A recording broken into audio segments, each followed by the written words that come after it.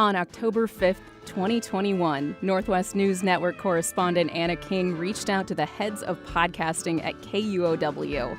She had a pitch, a story she would spend in total 2 years covering. What happened to Cody Easterday? I'm Libby Denkmann, host of KUOW Soundside, and thank you all for joining us for Soundside's first ever live virtual event. Today we're diving into what it took to tell Cody's story and where things stand now. It's the subject of KUOW and Northwest Public Broadcasting's newest podcast, Ghost Heard.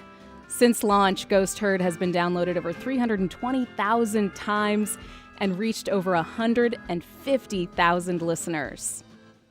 The full show is available now for you to listen to. As a warning, we will be discussing some spoilers during this chat. This is the official spoiler disclaimer. Don't say I didn't warn you. Obviously, I cannot cover this topic alone. Anna King, host and creator of Ghost Heard, joins me from Richland. Hey, Anna. Great to be here, Libby. Thanks. Great to have you. Well, before we get any further into this, the podcast's final episode aired this week. How does it feel to have that whole story finished? It feels really awesome to knock that one out of the gate at the number 6. And, you know, the best part is just this community reaction. I was on the phone with a potato seed grower in Montana the other day, and he was telling me how he knew the places we were writing about. He knew the territories and the roads and the intersections that I was talking about. And it's just really gratifying that both people in the city and people in rural areas appreciated this show. And we also got calls from folks in London, England, and a class in Norway is actually listening to the podcast as part of their coursework. Oh, that's so awesome. Cool. I love to hear that. I've loved the podcast. I know everybody here at KUOW is so proud of you and all the work that you and your team have been doing. And here is a key member of your team, Ghost Heard producer Matt Martin, here with us. Hi, Matt. Hey, Libby. Thanks for having me. So same question for you. How does it feel to have Ghost Heard finished? Yeah, it's a bit surreal because, you know, we spent 6 months working on this podcast.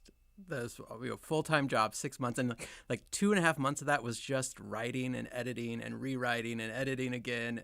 And just like at the end of that time of writing, I was like so done to be like looking at these scripts. So, but like it was all worth it to see this, like Anna was saying, like the community reaction, how much people are responding to it, made it all worth it. Yeah. Well, Anna, it feels like the place to start is back with episode 1, when you and Matt went to the rodeo in Basin City. Why was it important for you that the story start with the rodeo? Well, it was Matt's idea to go to the rodeo, and I didn't need much convincing. You know, once I grew up in a rodeo town called Roy, Washington, and rodeos are like where far-flung neighbors slap hands and see their neighbors. And it's just a chance for the community to exchange information. And so I knew that we would really have a good time if we went to the rodeo, but also that we would get a sense of this community. And it's right for this story to start in a place of gravity, in a place that centers the whole story, which is this community event, the rodeo. But I understand the whole trip almost didn't happen, right? What's that about? Yeah, we almost didn't get in. We drove up in 2 cars. I was in front and Matt was in back with his car.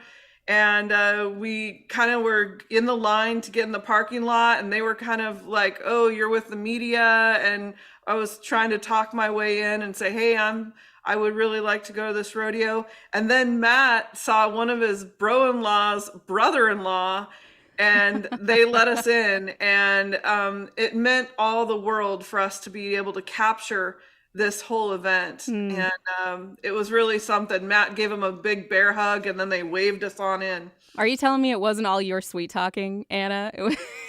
I can do some sweet talking, but Matt's bear hug got us through the gate.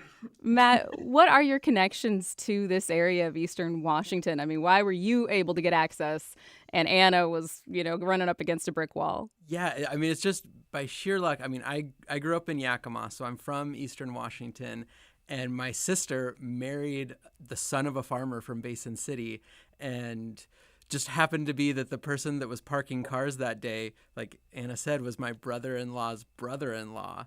And so just walked out, and I just like stuck my head out of the car, and I was like, Chris, and that was the key connection to get us into the rodeo. Yeah, you got over the skepticism that media was getting, understandably. What was it like to be reporting on somewhere so close to home, Matt? Honestly, like it was a lot of pressure to tell this story because my family's from Eastern Washington. That side of the state, is more conservative, and my family is, more on the conservative side. And I'm kind of like the black sheep of my family. Like, I moved to Seattle. I work for public radio, the media, the mainstream media. And so like, I really wanted to get this story right for like my family and for other people on that side of the Cascades to understand that like, we're here to tell a fair story. We want to get the story right, and we want to represent this community well. So there's a lot of pressure to make sure that we could do that. Did you tell your family and friends what you were working on from back home, and how did they feel? Were they supportive? Yeah, they were really excited. I think people in that community, just like anyone else, like this is a good story and people are curious and they want to know the details and they want to know what happened. So everyone was really excited. Everyone that I talked to, my family and other friends out there, were excited that we were going to kind of dig into this. But at one point, my brother-in-law pulled me aside and he was like, you have a responsibility to like tell this story and to make his community not look bad. How did that make you feel, Matt? Yeah, it felt, like I said, like, there was a lot of pressure there. But I didn't want to disappoint him. Because, there is, I feel like there is a lot of misunderstanding. And I think this is something that, Anna will talk about more. But like, there's a divide, I feel like, between like the western side of the state and the eastern side of the state. And so try to like I felt like I felt like I was in a good position in that like I came from that world, but I now kind of live in the western side of the state, and so kind of can speak both languages a little bit. There's a lot of pressure. Anna and Matt, that was kind of a constant struggle, right? It was hard to get folks to talk to you or to open up, especially about Cody. Yeah, this community is so tight knit. Like I said in the podcast, it could hold a tide of Columbia River water back. And in a way, the Easterdays were kind of like this popular kid in school. They're like nobody wants to speak against them. And so getting people to speak was really, really difficult. And I thought, given all that has happened, I was surprised that the community was still so quiet about the details. And even though they would tell me a lot of interesting things off record, but eventually people would drop a document here, they would give me a hint there, and we started to piece things together. How about you, Matt? Yeah. It was interesting. I was doing pre-interviews before we ever started recording and talking to people. And when you get people on the phone and ask them about Cody, it would be like, oh, well, like, Cody this, he lied about this. He kind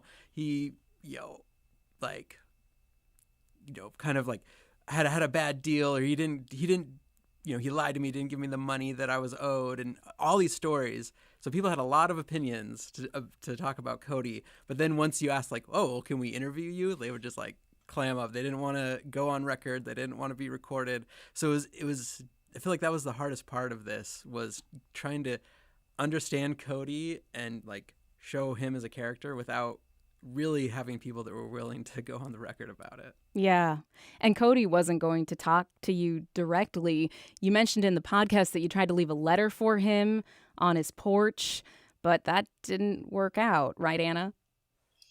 Yeah, and that was kind of the penultimate thing that we did. But, we sent registered letters. I emailed his lawyer. We called.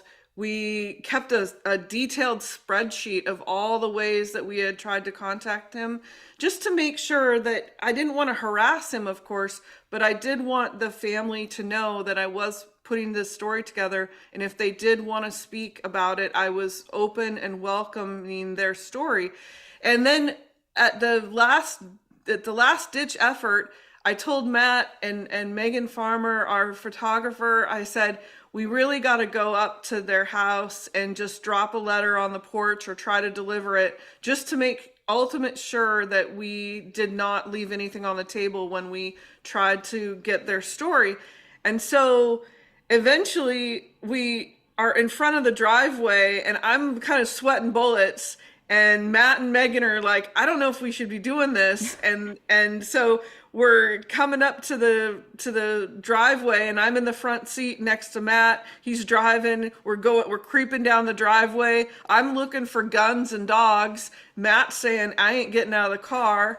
And Megan's cowering in the back with her camera. And I'm like looking at those two and I'm like, come on, you guys. And they're like, you go. And so I walk up to the porch, and I, honest to goodness, have almost been eaten by dogs before in my reporting work. And so that was what I was most scared of. But this little old lazy dog kind of waddled out from the back and looked at me as I dropped that letter on the porch after nobody answered the door. And then we took off, and we certainly didn't want to harass the family at all, but we did want them to know that we welcome their side of the story. Yeah. But the message at that point, with all the different ways you tried to contact, seemed to be clear. They weren't going to talk to you. And I want to go deeper on that, because it seems like that would make for a really difficult challenge in telling this story. I mean, how do you make something when you can't talk to the key figure, the person who drives the narrative here, Cody? And by the way, nobody wanted to talk about Cody either. I mean, what challenges and how do you get around those challenges in making this podcast? Well, I've reported out here, Libby, for a couple of decades, and I've earned this trust of my sources. And I've talked to a lot of sources off the record. And, Matt was also really key in getting a few sources that we had never talked to on the record. And we were able to go through some of those new sources to his family and really try to kind of draw from that well new people. For instance, one of the first episodes that we had a person who is his bro-in-law's uncle. Yeah, and it was so that my family connection was really helpful in that. Yeah, it got us a few interviews that we probably couldn't have gotten any other way. And that uncle, I was doing a pre-interview with him, and we had a date set for the interview, and then he mentioned I'm excited to talk about this. Like there's been, and he knows some of the members of the Easterday family, and is friends with some of the members of the family, and he was like, yeah, there's been some bad reporting on this from the Easterdays were upset about some reporting. And then he was like, yeah, it's this woman named Anna King. And my heart just dropped and I froze. And I was like, oh no. I was like, that's who I'm working with. And I want to be clear, not bad reporting in that Anna's stories were incorrect, but just, he had heard from the Easterdays that they were upset about Anna King, who was reporting all of these stories on the family. And I thought for sure that we were going to lose the interview. I was like, there's no way he's going to want to talk to us anymore. No one is talking to us. He's not going to want to talk to us either. And then I called him up a few days later, and I don't know why he was cool with it, but he still was like, yeah, come on out. Happy to do the interview. Didn't have to give him the hard sell. So for whatever reason, very glad, because he was one of the only people that really was able to kind of give some color to Cody and his family. Yeah. So if you got any questions, folks who are joining us in the live stream, you want to ask about Ghost Herd, ask questions to Anna or Matt, drop them in the chat. Our producers will be keeping an eye out and sending them to me as we are going along here. Already getting some good questions coming in to the chat. Anna, you're obviously also deeply connected to this community. You've known some of the people you talked to for years, like Daryl Miles, who we've pulled up a picture of now in the live stream. Yeah, Daryl is a great guy. And, I grew up on a ranch in the shadow of Mount Rainier. And so I rode my bike a quarter of a mile down a dirt road to like feed the horses and the cattle, to knock ice out of the troughs. And I've spent the rest of my life, about 20 years out here in the Columbia Basin. And so what I really wanted to do is see if these folks that I was meeting in the field could kind of give me breadcrumbs to follow, if they could kind of show me the story. And for instance, this Daryl Miles that you're seeing a picture of, he basically was a guy I met when I was on a hike out near Juniper Dunes Wilderness. And he was burning piles of tumbleweeds. And I just randomly stopped and started talking to him one day. And we talked about farming for a while. And then years later now, he has become a source on the Easterday story. So those are the kinds of connections that have really helped tell this story. It's just the long time that I've spent out here and have developed these sources. And we also have a listener question about that. Anonymous is interested, considering how hard it was to get people to talk to you for Ghost Herd. Has the series impacted your journalistic relationship with any of your contacts or sources? I would say I used to talk to Cody Easterday on the telephone. I don't know that he would talk to me now. I don't know. I think it's hard to have a story told about you, especially one that you might not agree with. But other sources that are in this story, I've talked to them throughout the whole process of this podcast and after it aired, each part. And so they're kind of shy about being on the podcast, on being on the radio, but they really feel like they were fairly represented. And that's really gratifying that they still talk to me, they still trust me, even after they've heard all of the hard work that we've done. Yeah. What is that added pressure like, though, that I can hear in both of your voices, Anna and Matt, when you're telling that story in a place where you are so deeply connected, and you don't just helicopter in the way a lot of journalists who are maybe coming in from different outlets, national outlets especially, would have to do. You know these people, you're connected to them, and you want to maintain these connections going forward. What is that extra pressure like? This story is partially a love letter to the place that I've lived since I've been in my 20s here. And it's a story about the dwindling desert landscape that we're seeing around us. It's about the freshness of alfalfa wafting through your open window in the summer when it's first cut. It's about the tick, tick, tick of the irrigation pivot lines. And I just wanted our listeners to discover this place and to feel the poetry of it.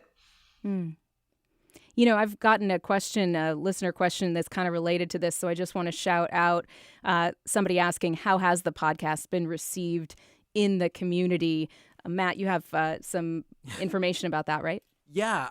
I mean, so far I've received positive feedback. My brother-in-law, who gave me that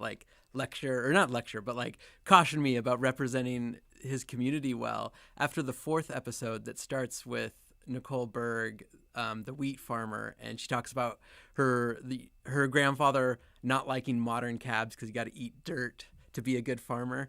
I got a text from my brother-in-law saying that he just busted up laughing when he read that or heard that part, because his own grandfather actually removed the air conditioning and radio from their tractor that they got because he felt like it was too distracting, that you didn't need those things to be out there farming. And he said he just said that rings so true. And he felt that so I felt like when I got that text from him, I was like, okay, I feel like I nailed it. I feel like I did the good job of representing the community well.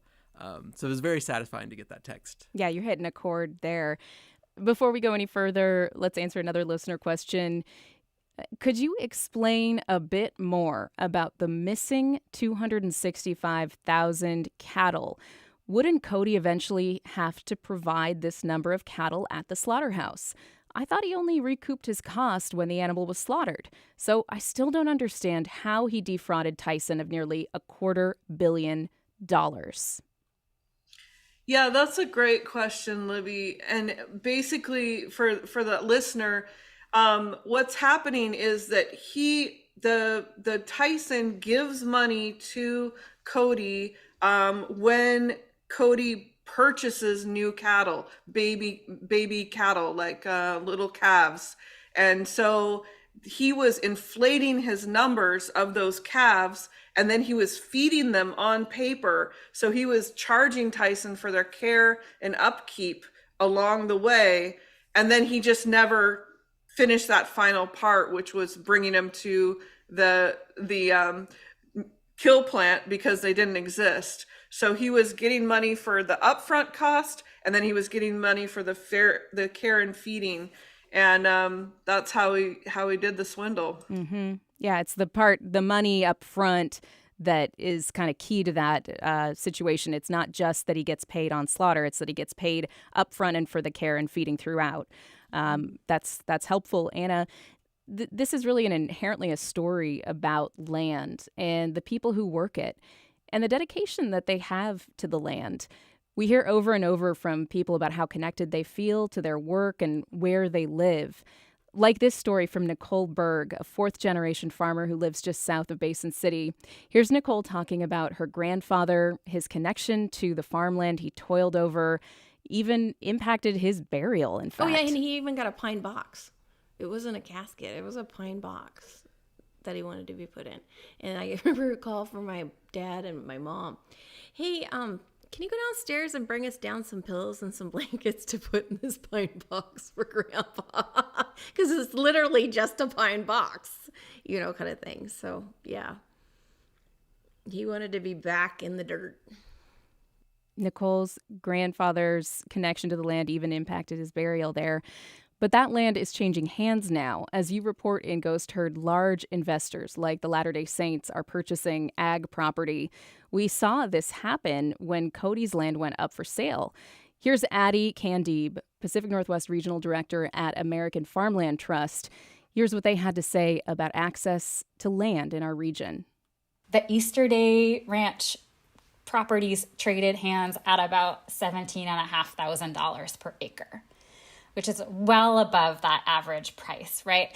And we know that access to land is the single biggest hurdle facing beginning farmers who want to farm. And at that price that was paid for the Easterday Ranch, even if you're just talking about a smaller scale direct market operation, that price per acre becomes so cost prohibitive as to make it next to impossible for new and beginning farmers to get started, or for small existing family scale operations to acquire more land or to compete.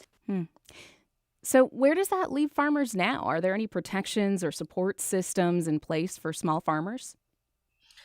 Yeah, Libby, farming's largely just a gamble. There are insurance programs for sure, and they can help kind of mitigate some of the risk of farming. So if you have a bad crop, that they could protect. But a lot of farmers tell me, like, if you insured all of your crops all of the time, you're never going to make enough money to stay in business. So you have to accept some risk. And there just aren't so many family farmers that can control all of the things that fly at them, like rainwater or bugs or diseases or international trade problems. So it's just all a gamble. We have a listener question that's come in during the event here from Ruthie. Anna, you speak a lot in the podcast about corporations taking over farmland and that financial pressure on modern day farmers. Do you think that this situation was partially the cause of Cody's desperate choice? You know, it's hard to get into the head of Cody Easterday and say what caused him to gamble and then what caused him to make this fraud. But I would imagine that the pressure of any large business could be maybe too great for somebody. This family farmed on a scale where they had a private jet, they had a packing shed in Florida, they had a ranch in Idaho, they had one of the largest dairies in Oregon. Now, even one of those operations would be a lot to manage, but when you put it all together, it's just a lot of pressure. But thank you for the question. Yeah. I mean, we should be clear, though, that Cody's land, was passed down. The family owned it already. He wasn't a smaller farmer trying to break in the way that some of these folks that we're talking about are in that situation. I do want to kind of pivot here and talk about how wild the Latter-day Saints story aspect of this is. You spoke to Betsy Gaines-Quammen, who's an environmental historian who specializes in Mormon settlement and public land conflicts, about why the LDS Church is involved with land purchasing. And Betsy says it's not for theological reasons. In the 60s, two things happened. There was a focus on acquiring assets, and the church became $32 million in debt, and there was a focus on becoming less transparent. So they're famous for being elusive about how much they're worth and their assets. Matt, what was it like digging into that part of the story? Was it surprising to learn about the LDS's connection to the area? Well, actually not for me personally, because I grew up in the LDS Church, so I kind of already knew a lot of what kind of the land purchases and kind of that aspect. I knew that they already owned a lot of farms, but so this was one of my kind of personal little favorite parts of telling this story. And it was I think when we wrote the first draft of this, this LDS section was probably twice as long as it ended up being in the actual episode, just because I was like, yeah, we got to tell the whole history of everything. And that clip that you played kind of gets more into a little bit more of the LDS history, because they, it's not just theological reasons, but there is also theological reasons. So it's kind of both. And so we didn't quite, we decided that going deep in the history was maybe a little too much information that people needed. But I think it's interesting that it was really, in that clip that you played, in the 60s, the church was almost bankrupt. And then they kind of made this pivot of making investments. We need a way to make money. And so they started these investments, and, now they're just this massive organization that owns land everywhere. So I think and I feel like when I tell people this story, that is one of the things that I think people kind of react to the most, of just how it's just surprising, how big this is. We got a question from Aaron on this line of thinking. Any sense, Aaron says, of what the Mormon Church intends to do with that incredible piece of land? Either Matt or Anna want to take that?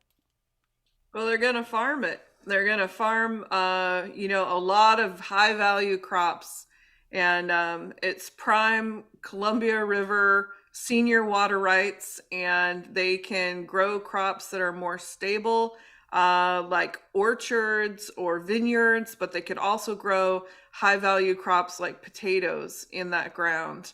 And I think the interesting thing too is just that is an area that might expand into city one day. It might be an expansion of Kennewick. And so that water would be very, very valuable for possible development in the future. So no matter which way they turn that land, it'll probably keep its value or just increase in value. If you've got any questions about Ghost Herd or Cody Easterday or the case or what's happening now in the area, you can drop them into chat. We are trying to get to as many as possible as folks are dropping their questions in. Our producers are going to be keeping an eye on that and communicating those to me as we go. Anna, it's not just farmers who have a connection with this land.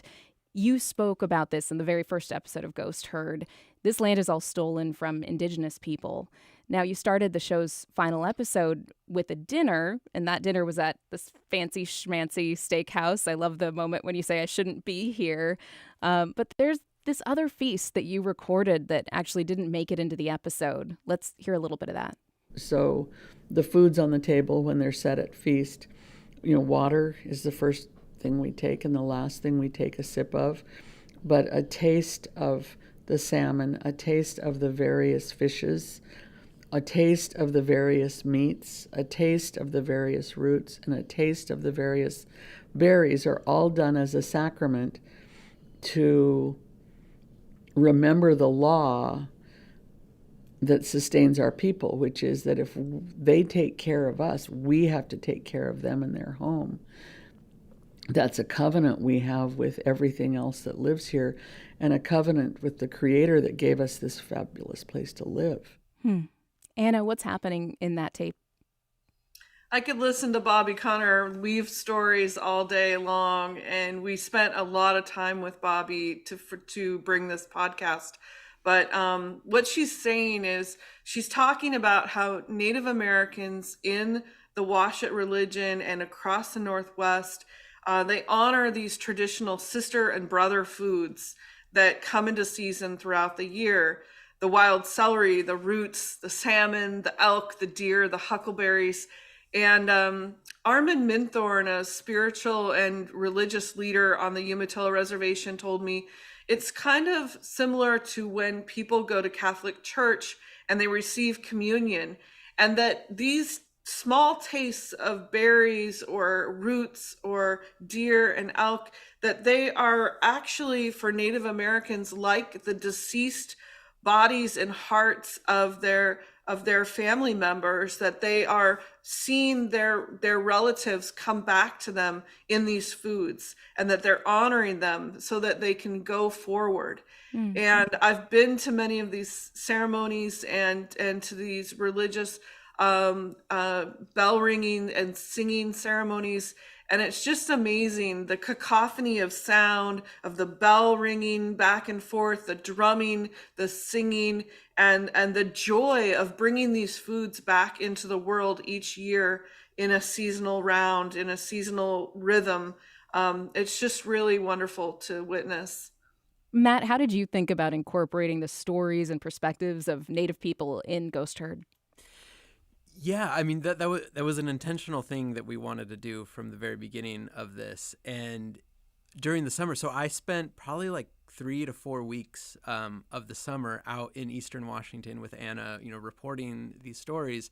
And I was talking with my sister while I was out there, and I was like, oh yeah, we're going down to the Umatilla Reservation to interview Bobby. And my sister was kind of confused. She's like, what does that have to do with the story of the Easterdays?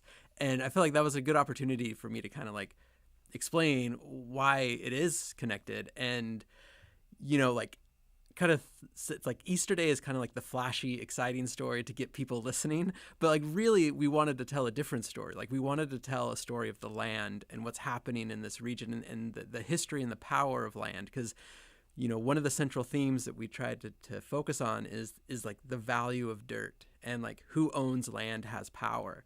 And so if you're telling that story of the land, you have to tell the story of the people that originally owned this land. Yeah, I mean, the last 10 years is just a tiny, infinitesimal slice of what has happened on this land. How does the story of Native people intersect with what we're currently seeing as these large corporations purchase land that was previously owned by farmers, and before that was, of course, the home of Native people? How does it fit in that broader timeline and tapestry? Yeah, I mean, I kind of think of it as a bit of history repeating itself. I feel like we're just witnessing another big transfer of land ownership. And, I think we used the phrase in the series of the new corporate settlers are coming in. So we had the original settlement of this land, and now we're seeing another big transfer with this new set of settlers.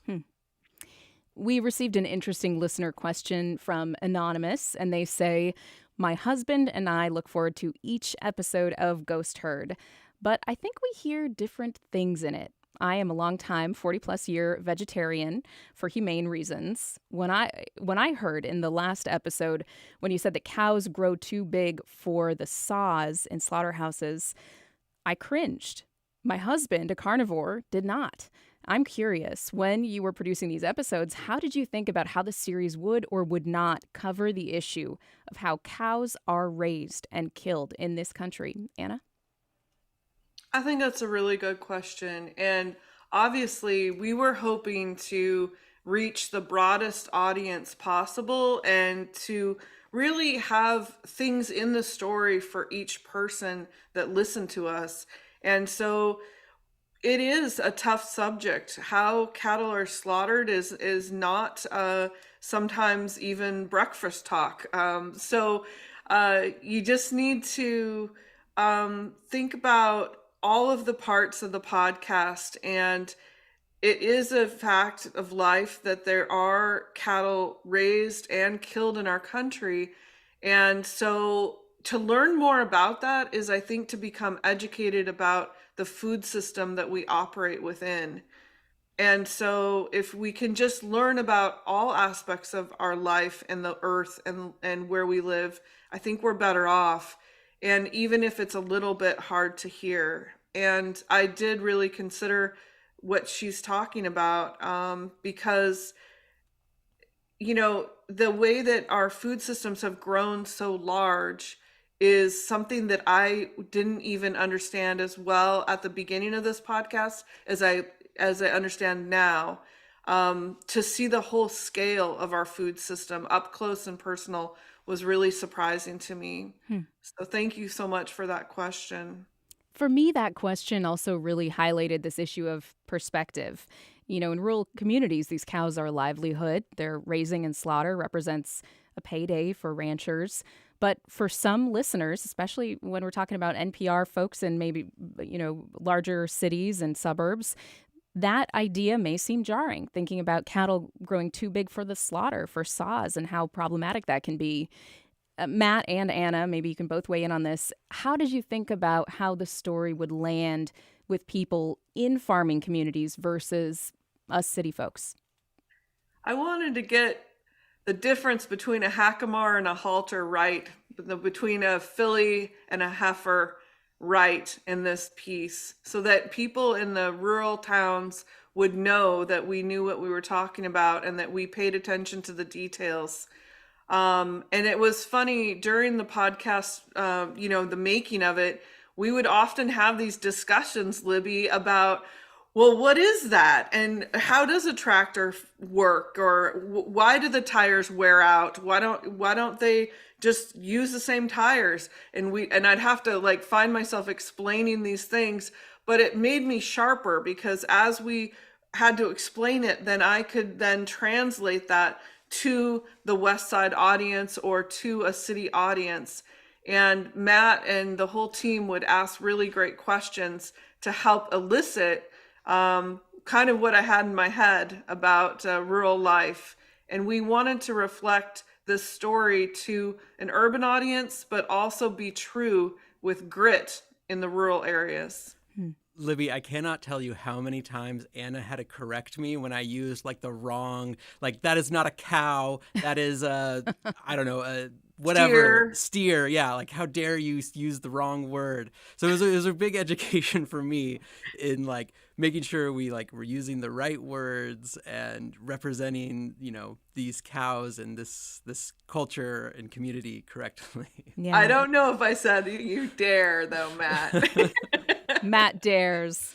There's a question kind of about the editorial direction of the podcast here. I'm going to slot in from a listener. It's a question from Matt. In fact, Tyson isn't exactly a sympathetic victim. Tyson, the meat company. Matt would like to know more about your choice not to go deeper into the relationship between Tyson and the Easterdays. Anna, you have any thoughts about that? I think, we were largely writing from documents, from the bankruptcy documents, from litigation documents, from what we could glean from my sources. So, yeah, I'm open to a next chapter if we can write more about that relationship between the Tysons and the Easterdays. Tyson did grant me one off the record conversation. It lasted, I think, around 30 minutes, and it was really brief. And so we took what we could do. And to my knowledge, Tyson really hasn't opened up to another reporter either. So, you sometimes are handed the information that you can work with, and that's what you do. And that must be frustrating because if it's off the record, the conversation happens, the information that they might tell you in that conversation might be very pertinent to the story, but you can't use it. And they know they're constrained by all kinds of their own, legal team in their ears. But it's really hard when you have to navigate those kinds of corporate bureaucracies when it comes to answering basic questions about a case. I mean, I can imagine that was frustrating, Anna. Yeah, but we had spreadsheets full of just questions, Matt and I. We would type these questions into a spreadsheets and we would try to go about hunting down the answers. This story is like an octopus. It has so many different arms coming out. There wasn't any shortage of interesting material to work with. It's just that some questions still remain, and I'm open to the next chapter. Well, this story ends with Cody Easterday's sentencing. Anna, you were there when his family and friends gathered. What was it like to be in that courtroom?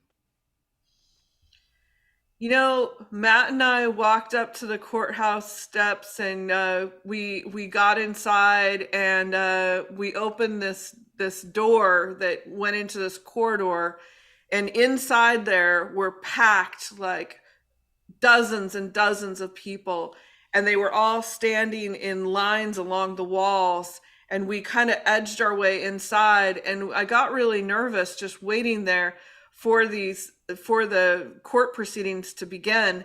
And then eventually we all filed into the courthouse, and there wasn't an open seat. Every seat was filled. And they even brought in chairs and wheeled them across the courtroom to put a couple more people on the side. And we sat right behind Debbie Easterday and her children as they watched Cody be sentenced and give his testimony. And, when he gave his testimony, their sons just leaned down on their knees and they just were rocking back and forth, and they were just obviously so upset. And Debbie just patted one of them on the back. And, you could just tell that these kids, they're grown-ups, but they're still kids. And they just really cared about what was happening to their father. And it was really terrifying to be in that room, actually, because I knew that I had spent more than a year investigating their life and their community and the crimes that Cody committed. And so to be so physically close to them, I was really worried about it. When they came out of the courthouse, we tried to have interviews with them. I approached Debbie. I said, Debbie, and she came up to me and she said, don't even, right in my face. And so I didn't want to harass her. So I just backed up and I, backed off. But it was really a tough go. It was a tough day. Why was that worrying for you, Anna? Can you kind of explore that feeling? What was in your heart at that moment when you're in that courtroom and you're so close to the people that are affected by Cody's scam? I think it comes from being a rural person. I'm a rural person. I grew up that way, and I have empathy for Cody. As tough as this crime is, and as tough as what he did is, it's still, he's still a human. And there were people that said, in our story, people said, I don't care who you are, you got to have justice for what you've done. And then there's others that are saying, yeah, he's just a guy, he's just a father. He's just a man at the end of the day. And this is a tough go to have 11 years in a federal penitentiary. Matt, do you have any reflections on being in the courtroom? Yeah, I think for me, I don't know if I have much empathy for Cody. I have a lot of empathy for his family and the people that are affected by his actions. He made the decisions that he made, but his family, his his mother, his children, those people. And that's what I felt in the courtroom, was just like feeling the energy that those people were giving off in that moment of just, my father's going to be gone for the next 11 years. Like, that's kind of what I was feeling. And it's very it was very just kind of like, you're a witness to someone else's tragedy. It's kind of just, it's weird to be in that physical space. Yeah. Jan wrote in, Anna, with a question about how you shared perspective from Codys Wife. The question says, what kind of contact did you have with Codys Wife? Because you mentioned her perspective from time to time. I'm gathering you didn't have direct contact. How did you try to share that perspective? Debbie wrote an extensive letter to the court pleading for her husband's sentence to be lighter than it evidently was. And it was a heartbreaking letter. And we drew heavily from her own writing to reflect how she felt about the whole deal. And I wish I could have sat down with her and had an interview. And I still welcome that interview if she would like to have it. Because I feel like to talk about a family and a crime so extensively, I really owe it to them to tell their side of the story if they ever want to come forward. Matt, I hear that Ghost Herd was actually pushed back a couple of months because of last-minute information that you received.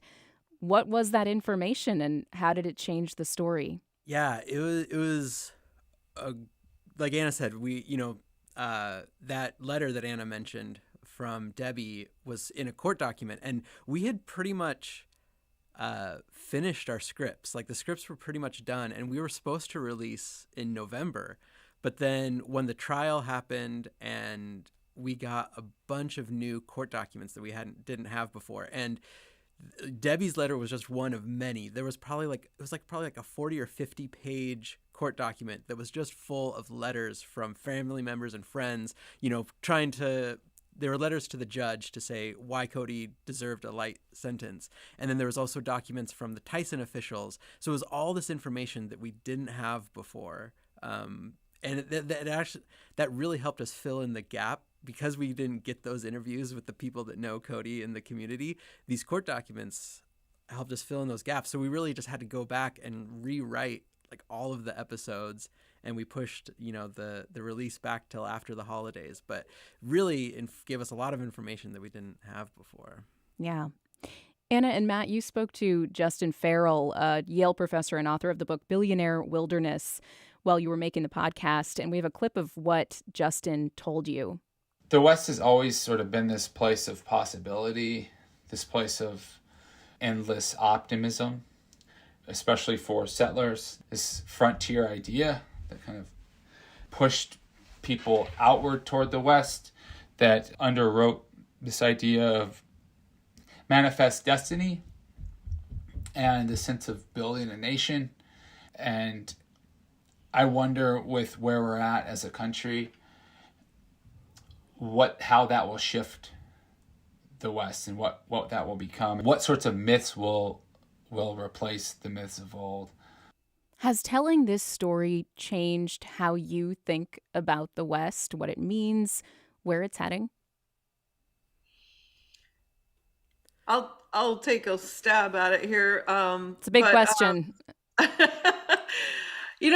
I think what happened for me on this podcast is I've been reporting on agriculture for years, as I've said, but this opened a new window for me to see the true scale of how agriculture has become, and that everything was public in this bankruptcy, in the Easterday bankruptcy, and we could see how much the land sold for, and we could talk to some of the players who were there, and that we knew how these cattle deals were made, and that we could see the whole scale of it just a lot more clearly. I just think that we have all these questions about the West now. Who do we want to own the West? Is the story we tell ourselves about the West still the one that we want to tell? Or is it still very much unwritten? Yeah, and I think going to that quote that you played from Justin, we ended up not using him in the actual series, but that cut that you played, that really helped frame kind of, especially the last episode, this idea of the myth of the West and what created that myth.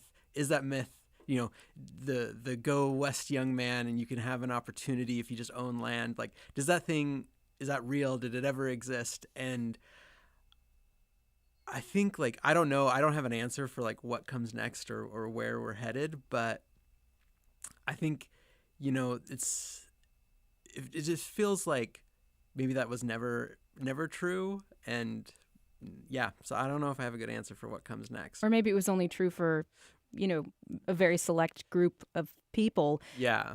We've got some rapid fire listener questions coming in from the chat. Anna, Chip is asking, were there any other reporters who were following the events the way that you did? Chip says, I didn't see any references to the case, for example, in the New York Times ever. Yeah, there are several reporters that did follow some of the stories, but I would say I'm one of the more dogged ones on the story. There was some magazine articles early on that were written. The Tri-City Herald has reported on it, and it's kind of fun to read their backstories if you want a little bit more perspective on the Easterday story. But my stories came out, and I was really guided by excellent editors who I would say, I wonder about this, or I'm kind of thinking about this. And then we would shape it together. And then I would just dig and find the answers. And it was just it's been just a terribly exciting and fulfilling ride to be on, Libby, just to do this story and find my curiosity amongst rural people and be able to tell those stories. Nancy had a similar question saying, I loved this podcast and I'm kind of sad that it's over. Like others, I'm wondering why the Cody Easterday story got so little attention outside of Eastern Washington. Any thoughts on that from Matt or Anna? And maybe you think it didn't get little attention, but I think that what they're saying is they didn't see a lot of national outlets picking up the story. I think that one big animal with this story to wrestle, one big steer to wrestle, is that it's so big of a story and there's so many different arms, like I mentioned, of the story. And so hooves are flying in every direction, and so are the horns. And you have to just grab on and wrestle them down and try to tell a story in parts so that it makes sense. There was a lot of tape we left on the cutting room floor. There are a lot of questions. We decided not to go down those roads to tell a cohesive tale here. And that is one of the stories that is hard for national stories because they want it to be a little bit more straightforward or simple. Another problem is that it's happening in a rural place. And a lot of people just don't know how to report on rural communities. It is like going to a different country or a different zone and learning about a different culture. Matt, do you have any reflection on the attention that the case got or why maybe we didn't see as much from national outlets? No, I think it's just, I feel like sometimes it's just kind of nice to maybe get one over on the New York Times or beat them on a good story. That's all you got to say. Understood. Question from Jim for Anna. Have you considered doing an in-depth report on water rights, salmon recovery, hydroelectric power, or dam removal along the Snake and the Columbia? I have, and stay tuned. All right. We have a question about Tyson and Easterday from Debbie. The question is, did Cody Easterday have somebody on the inside at Tyson?